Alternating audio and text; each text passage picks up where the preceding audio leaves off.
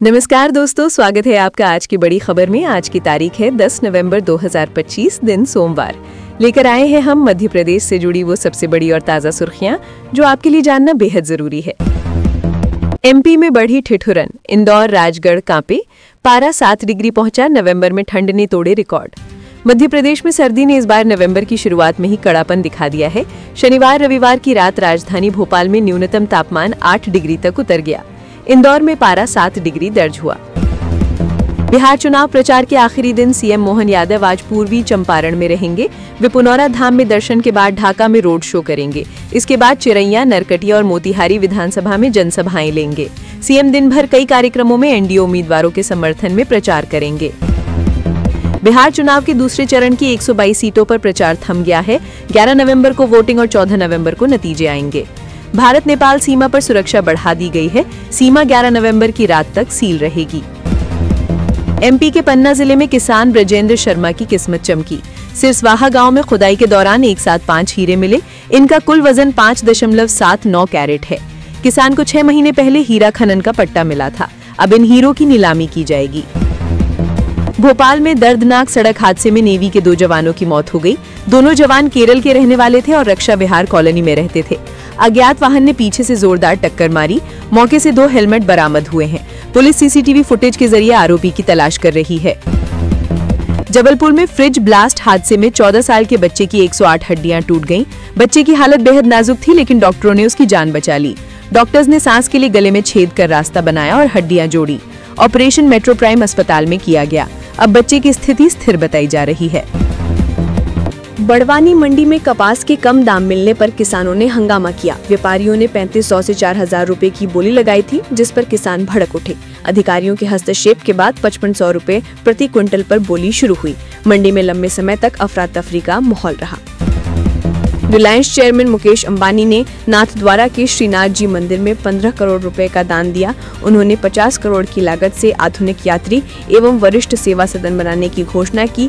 ये भवन 3 साल में तैयार होगा और इसमें 100 से ज्यादा कमरे होंगे। सुविधाओं में 24 घंटे मेडिकल यूनिट और भोजन व्यवस्था भी शामिल होगी। दतिया में आचार्य धीरेन्द्र कृष्ण शास्त्री का पुतला फूंकने पर बवाल मच गया। भीम आर्मी और हिंदू संगठनों के बीच विवाद बढ़ने पर पथराव हुआ। पुलिस ने हल्का बल प्रयोग कर भीड़ को खदेड़ा। दोनों पक्षों के 8 लोगों पर एफआईआर दर्ज की गई है। मोतिहारी में चुनाव प्रचार के दौरान सीएम मोहन यादव ने कहा कि बिहार में एनडीए की जीत तय है। उन्होंने बताया कि पहले चरण में माताओं और बहनों की भारी भागीदारी से परिणाम स्पष्ट हैं। मोहन यादव ने कहा कि बिहार में भी वैसा ही उत्साह दिख रहा है जैसा एमपी चुनाव में था। उन्होंने एनडीए की प्रचंड जीत का भरोसा जताया। 15 साल के दलित छात्रा से रेप, स्कूल छोड़ने के बहाने पूर्व शिक्षक ने की वारदात। आगर मालवा के नलखेड़ा है 15 साल की एक छात्रा से दुष्कर्म करने की वारदात सामने आई है। एक पूर्व शिक्षक ने छात्रा को स्कूल छोड़ने के बहाने अपने घर ले जाकर वारदात को अंजाम दिया। मध्य प्रदेश के श्योपुर थाना क्षेत्र के दुआवली गांव में एक बहू ने अपने दिव्यांग जेठ की कुल्हाड़ी से मारकर हत्या कर दी। पुलिस ने आरोपी कंचन बाई को गिरफ्तार कर लिया है और मामले की जांच शुरू कर दी है। एमपी के दमोह जिले में आवारा कुत्तों का आतंक लगातार बढ़ता जा रहा है। बीते 2 दिनों में कम से कम 40 लोगों को कुत्तों ने काटा, जिनमें से 35 लोगों पर 2 ही कुत्तों ने हमला किया है। मध्य प्रदेश के श्योपुर में जमीन पर कब्जे से परेशान आदिवासी महिलाओं ने तहसीलदार मैडम के पैर पकड़ लिए। तहसीलदार के पैर पकड़ने के बाद महिलाओं ने ये भी कहा कि मैडम कुछ कीजिए वरना हम अपनी जान दे देंगे। जिसके बाद तहसीलदार मैडम ने महिलाओं से उनका आवेदन लिया और पटवारी व आरआई से बोलकर मामले की जांच कराने की बात कही है। तहसीलदार के पैर पकड़ते आदिवासी महिलाओं का वीडियो भी सामने आया है। भीषण आग, दमकल की 10 गाड़ियां मौके पर पहुंची। भोपाल के भारत टॉकीज इलाके में एक लकड़ी के गोदाम में अचानक भीषण आग लगी है। मौके पर दमकल की गाड़ियां पहुंची हैं। बताया जा रहा है कि आग इतना भीषण था कि पास के 5 से 6 अन्य टालों को भी अपनी चपेट में ले लिया। आग पर काबू पाने के प्रयास तेजी से जारी हैं। फिलहाल किसी के हताहत होने की खबर नहीं है। विपक्षी दल जनता को गुमराह कर रहे हैं, सीएम मोहन यादव। बिहार विधानसभा चुनाव में दूसरे चरण के लिए प्रचार करने पहुंचे सीएम मोहन यादव ने महागठबंधन पर तीखा हमला बोला। मोहन यादव ने कहा कि कांग्रेस ने हमेशा समाज को जाति और धर्म के नाम पर बांटने का काम किया है। ये लोग भगवान राम और श्री कृष्ण के अस्तित्व पर सवाल उठाते रहे हैं। पीएम मोदी के नेतृत्व में अयोध्या में भव्य श्री राम मंदिर बना, अब बिहार में सीता धाम बनेगा। विपक्षी दल जनता को गुमराह। पीएम मोदी कल इंदिरा गांधी इंडोर स्टेडियम में राष्ट्रीय गीत वंदे मातरम के 1 साल तक चलने वाले स्मरणोत्सव का उद्घाटन करेंगे और एक स्मारक डाक टिकट और सिक्का भी जारी करेंगे। पीएम ने लिखा कि कल का दिन देशवासियों के लिए ऐतिहासिक होने जा रहा है। हम वंदे मातरम गान के गौरवशाली 150 वर्षों का उत्सव मनाने जा रहे हैं। ये वो प्रेरक आह्वान है जिसने देश की कई पीढ़ियों को राष्ट्रभक्ति की भावना से ओतप्रोत किया है।